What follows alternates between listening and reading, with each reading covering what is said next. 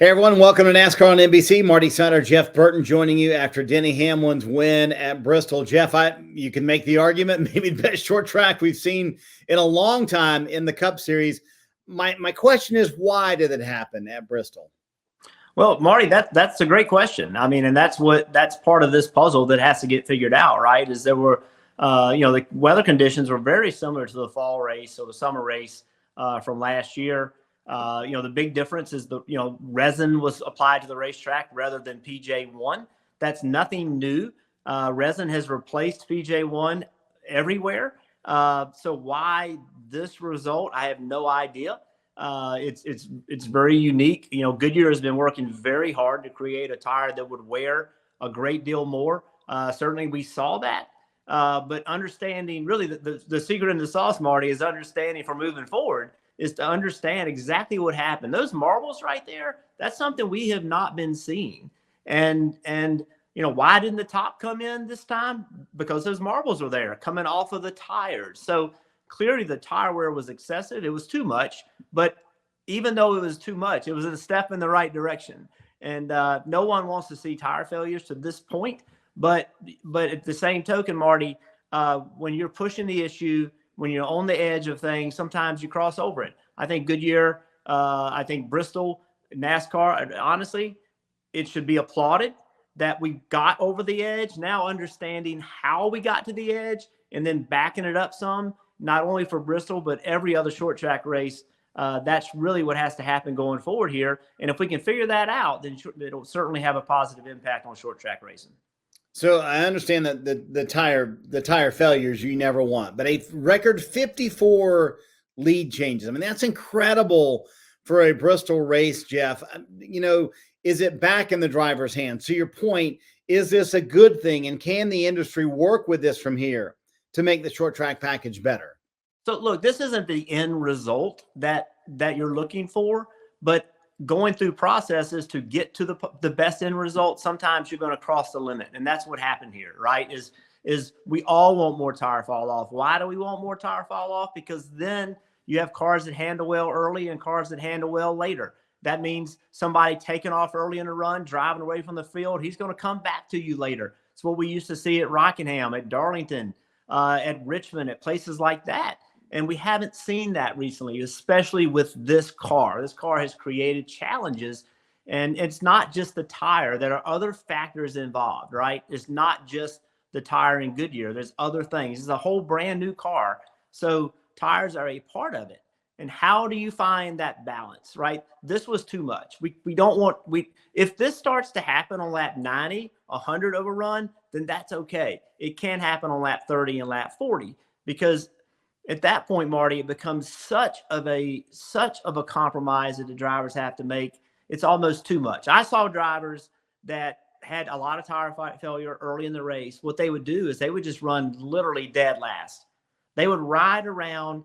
The leaders would come to lap them, and about that time, it would switch over. They would drive back through the field when everybody else was having problems sliding up the track. They would drive back up, and even though they'd be laps down, they'd be running like a 12th position from all the way in the back. That's a little too much. So finding a balance between that ultimately is what will yield great racing. But I didn't love what I saw yesterday, but I love where we are in the process of getting to where ultimately we want to be. So is the message then NASCAR, Goodyear, the garage, don't panic? There's multiple clay here. They just got to find the right combination. Is that the message? Look, I'm involved in the Drivers' Council, and we've been working with Goodyear really closely. And we've been saying, hey, how can we find more tire fall off? How can we do it? What do you need from us? What can we do to help you? And other things too. It's not just the tire, other things with the car. And they have been coming to test with different tires. They have been trying different things. I give them a ton of compliments on doing that. So yes, do not panic. Do not go back and say, okay, now I'm afraid to have a failure. We can't have that either. We got to find a balance. So no panic at all. Understanding what happened yesterday. Like that's where I think it's a little bit complicated. And that's where the industry's got to come together and understand exactly what happened yesterday, so that we can keep the ball moving forward. The tire at Phoenix, it was a much better tire. It fell off on speed a great deal. that was a step in the right process as well. So things are headed in the right direction, and you cannot let something like this derail that. And by the way, another short track coming up in 2 weeks at Richmond. Also, by the way, Denny Hamlin won the race.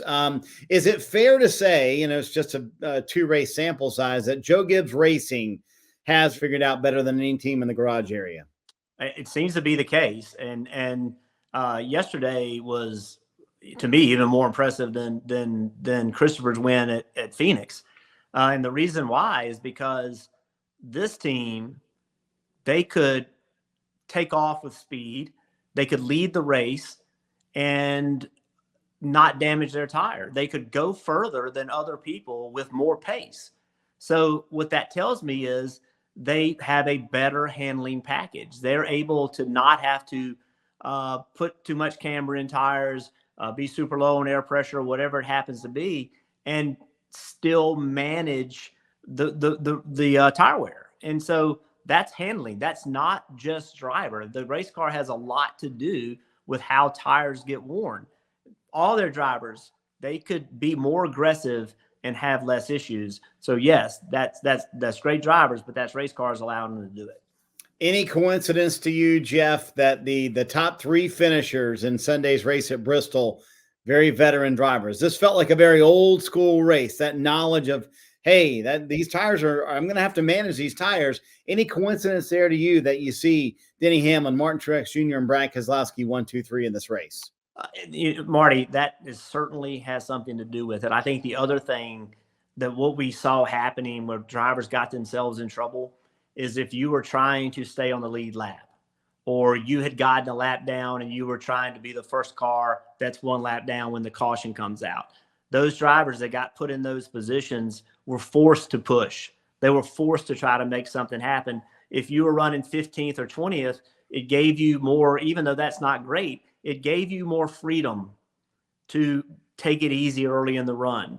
Drivers were working with each other. And then late in the run, if you took care of your tires, they would take care of you later. So track position mattered. The ability to not have to push, not have to make those compromises too early in the run. And most of those guys, Brad early in the race didn't have it, but most of those guys had track position for the majority of the race. And that was a massive luxury. The one time we saw Ty Gibbs, he got in the back. He drove to the front. He drove all the way to the front, but he got a caution. What would have happened had he not gotten that caution? And we don't know. But he went really hard, leaned on his tires, got his track position back, and we don't know what would have happened if the caution had to come out. Would he have had a tire failure? He wasn't afraid to push his car. Most everybody else was. There were some surprises. Were you surprised with Justin Haley and Kaz Grala? I mean, they had really strong runs. Why would that have been the case at Bristol, Jeff? Well, what surprised me about them, especially Kaz Grala, Kaz was pretty aggressive. I watched Kaz a lot. And he was really aggressive, and he would get track position by being aggressive. And I kept waiting for him to pay the price on that with tires, but maybe he did. In fairness to me, I couldn't keep up with all of it. It was wild trying to watch in person, but for the most part, I don't think he did have tire issues. So I think that's a compliment to his team. They are with RFK. How much information is coming from RFK, I'm not completely sure, but I think that had something to do with it as well. So compliments to that team because Rick Ware brought some really good race cars, and he had it last week too. Justin Haley at the end of that race at Phoenix, rather at the end of the race at Phoenix, he was flying. He had a lot of good speed, and so RFK is doing good work. Real quick, Jeff, do you expect to see this kind of race, not with this much tire wear, but then maybe this sort of race at Richmond in 2 weeks? I don't think so. I think we didn't see this at Phoenix. This was a set of very unique circumstances that happened that we're not fully understanding why just yet. So do I think we'll see more tire fall off at Richmond than what we saw in the past? I do. But I don't think that we're going to see something like this happen at Richmond. We didn't see it at Phoenix. I think this was something that was very unique and unusual I don't think it's going to be common. Well, coming up this Sunday, the first road course of the year. We'll talk to you next week after COTA. Hi, I'm Parker Kligerman. For more access like this from Pit Road, be sure to click and subscribe to the Motorsports on NBC YouTube channel.